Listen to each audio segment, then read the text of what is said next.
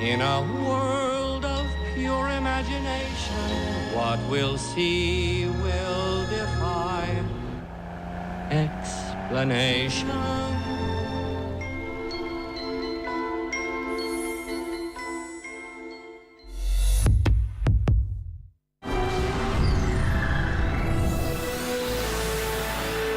Dream large, live larger. Movie star Vincent Chase, together with his boys and trusty agent, show you how our Hollywood dream comes true. A glamorous journey of comedy, drama, reality, and bromance. Now TV presents HBO Originals, Entourage. Sunday night at 10:30 on ViuTVSix.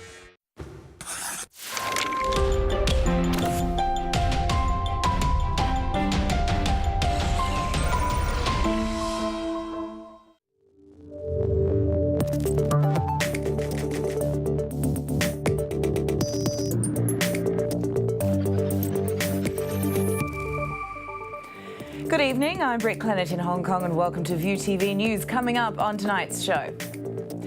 Mongkok Escalator investigation says human error might be to blame for dangerous shopping incident. Theresa May's minority government begins to take shape, but what does this all mean for Brexit and the British Prime Minister's own future? Trump versus Comey. The US president accuses the fired FBI director of lying in his testimony and says he'll go under oath if he has to. Well, we begin with more details about March's Mongkok escalator malfunction, which injured 18 people. Investigators say human error may be to blame. The Electrical and Mechanical Services Department says a rare simultaneous malfunction likely caused the 45-metre escalator at Langham Place to suddenly reverse at high speeds. It suspects someone locked a compression spring in the device that monitored the escalator's operation, which stopped the backup brake kicking in. Two maintenance contractors have had their licences suspended for 6 months. A criminal investigation is also underway and expected to wrap up in the next few months. Well, Hong Kong lawmakers have given the go-ahead to expand Tung Chung New Town. The $20.5 billion plans includes reclaiming land to build more than 90,000 new homes. 27 lawmakers voted in favour of the plans, with just 5 abstentions. The vote was nearly derailed by a League of Social Democrats member who tried to adjourn the debate, voicing concerns about land use, though they were voted down. The project now needs to be approved by LegCo's Finance Committee. MTR passengers have been forced to evacuate on a train bound for the Shenzhen border after smoke started filling carriages. A passenger noticed smoke coming from a bag and informed the driver.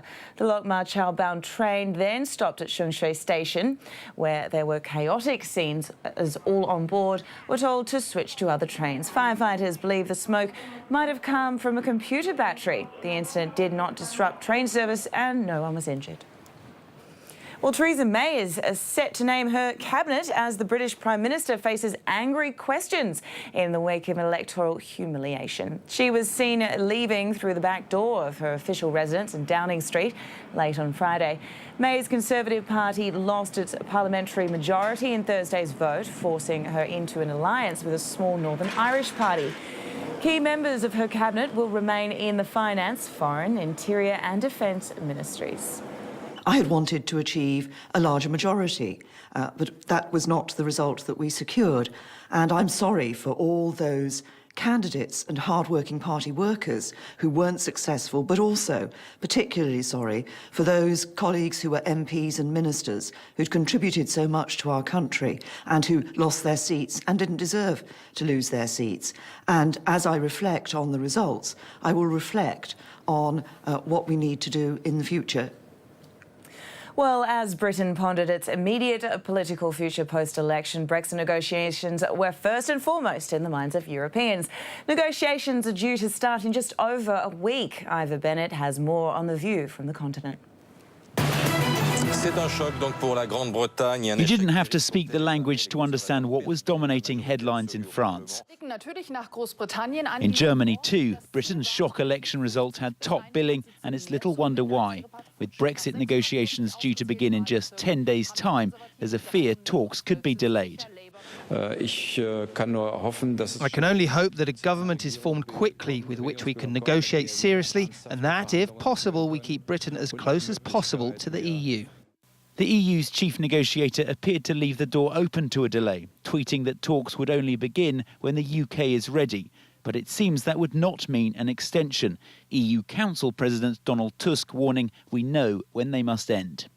Even if the timeline doesn't change, the tone of the talks undoubtedly will.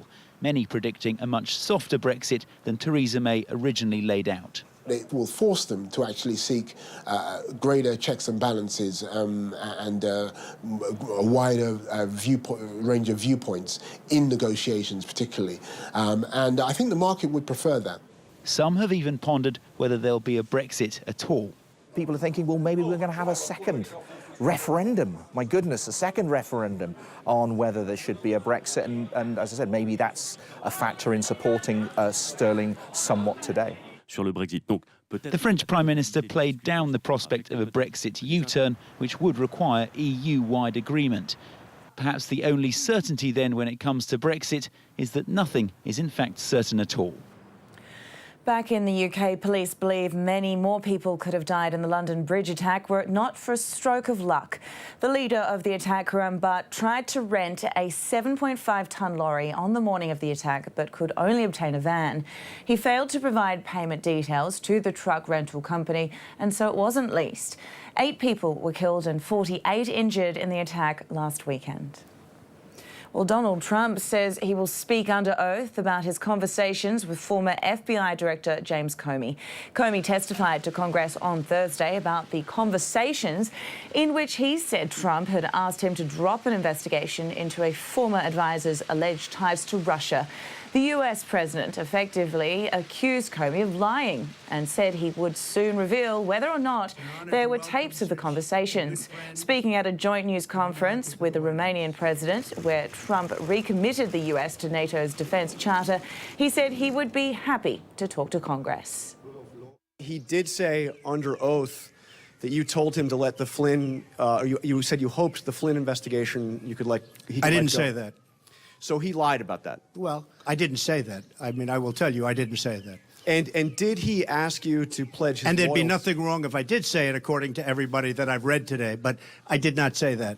And did he ask for a pledge of loyalty from you? That's another thing he said. No, he did not. So he said those things under oath. Would you be willing to speak under oath to give your version of those events? 100%. I didn't say under oath. I hardly know the man. I'm not going to say, I want you to pledge allegiance. Who would do that? Who would ask a man to pledge allegiance under oath? I mean, think of it. I hardly know the man. It doesn't make sense. No, I didn't say that, and I didn't say the other. So if Robert Mueller wanted to speak with you about that, I would be glad to talk tell him exactly what I just told you, Joe. And you seem to be hinting that there are recordings of those conversations. I'm not hinting anything. I'll tell you about it over a very short period of time. Well, speaking at the same news conference, Trump appeared to contradict his Secretary of State about the US position on Qatar. Earlier in the day, Rex Tillerson had called for Arab countries to ease their recently imposed blockade of Qatar.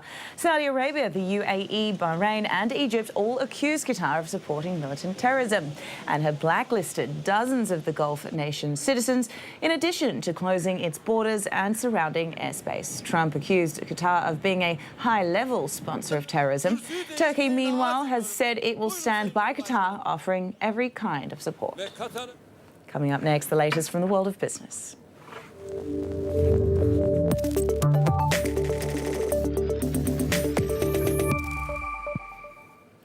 The UK's shock election result has sent the pound into free fall, with investors nervous about another period of political uncertainty. The sterling slumped to its biggest daily fall in 8 months, while the dollar had one of its best days in weeks. There is a silver lining, though. London's FTSE 100 index gained more than 1% on Friday. Some investors feel Prime Minister Theresa May might take a softer stance on Brexit under a minority government. Negotiations with the EU are supposed to begin in just over a week. Well, China's biggest search engine is banking on its artificial intelligence to claw back big financial losses. Baidu wants to rethink the way it markets its self-driving car technology by selling the software to manufacturers rather than pushing vehicles to everyday customers. And you can see from these images, though, autonomous vehicles are a hotly contested market in China, with other companies developing their own AI. Baidu, which plans to announce its car partners next month, saw sales drop after a medical advertising scandal last year. Well, there was a time where it was hard to find someone who didn't own a BlackBerry, but lately it's just struggled to keep pace with its smartphone rivals. So the company is transforming itself, and as Fred Katayama reports, it's becoming a household name across the trucking industry. One visit to trucking company Titanium Transportation helps explain why BlackBerry shares have soared 70% in 2 months. Titanium is an early adapter of BlackBerry's new fleet tracking service, Radar. Radar collects and transmits information on the movement, temperature, and content of the more than 1,000 truck trailers that make up Titanium's fleet.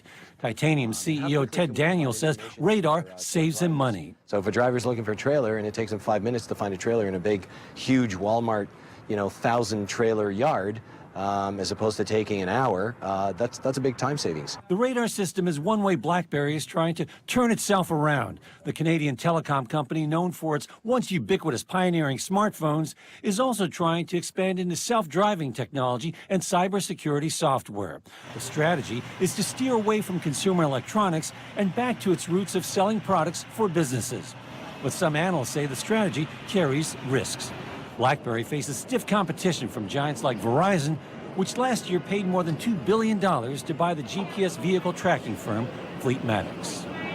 Okay, time for a break. But when we come back, the secret recipe in Washington that could be changing lives.